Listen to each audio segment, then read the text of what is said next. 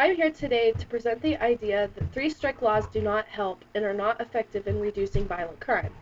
This side is also supported by attorney Michael Vitalia, who states that three-strike laws have not delivered on their promises, and the risks outweigh the benefits.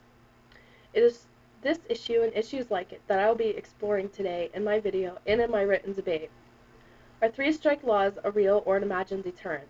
It was in the 1990s when the criminal justice system was overcome with the idea of the get tough on crime and increasing sanctions and measures which dramatically increased the prison population and the length of prison sentences. Beginning in 1993 with Washington State, and almost by the end of the decade, almost half of the states across the United States had enacted some form of the Three Strikes Law. The Taking Sides book focuses on California, which is considered to be the biggest penal experiment of its kind in modern American history. Since California, three-strike laws account for the vast majority of three-strike law cases nationwide. Attorney General Dan Lundgren's office reported that violent crime had dropped 26.9%, with over 30% drop in 6 major crime categories since its implementation of the Three Strikes Law. The Three Strikes Law is also supported by Justice Ardairs, who stated that the only things that are different are more police, tougher laws, and the Three Strikes Law when he was asked about decrease in crime in California. In contrast to this idea, it's offered in the Taking Sides book that although there was a decrease in crime in California, it was New York who had the sharpest decrease in crime at the same time. It is important to note that New York had no implementation or adaptation of any kind for the Three Strikes Law. Another study found that crime dropped by 21.3% in the six most lenient three-strike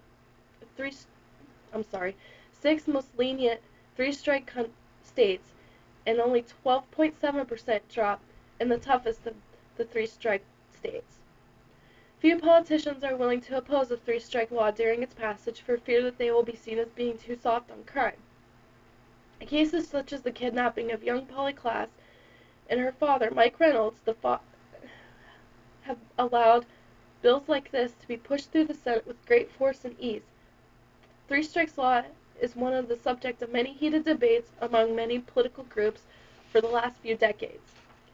Although there has been some evidence to suggest that three-strike laws are an effective method of deterrence, when the evidence is scrutinized and you examine them closely, it hardly withholds value. What I mean by this is that there are many other factors that are plausible explanations and cannot be dismissed by those who advocate for the three-strike law and those legislative actions that are like it. In the end, it costs a lot of money to house a prisoner for a long period of time. The elderly currently comprise over 30% of the United States prison population and account for less than 10% of all crime arrests.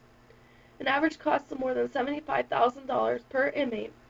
The United States taxpayers pay an annual bill of $15 billion to house elderly inmates, which hardly pose little to no threats to society.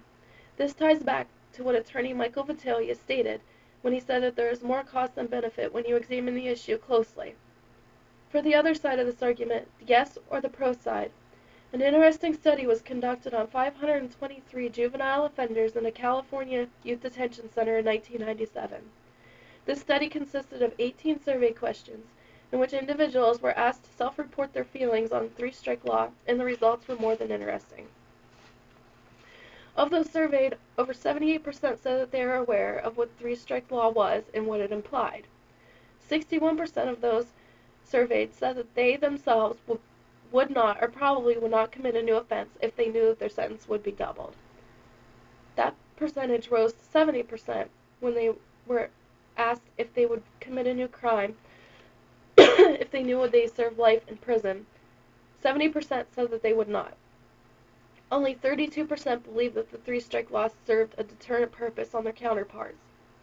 Even more startling from the survey was the potential violence in order to avoid a life sentence or a double sentence. 54% of those surveyed said that they would kill law enforcement officials and witnesses in order to avoid a double sentence or a potential life sentence. 62% said the same thing when they were affiliated with a gang.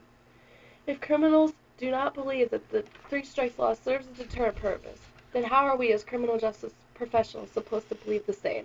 Thank you.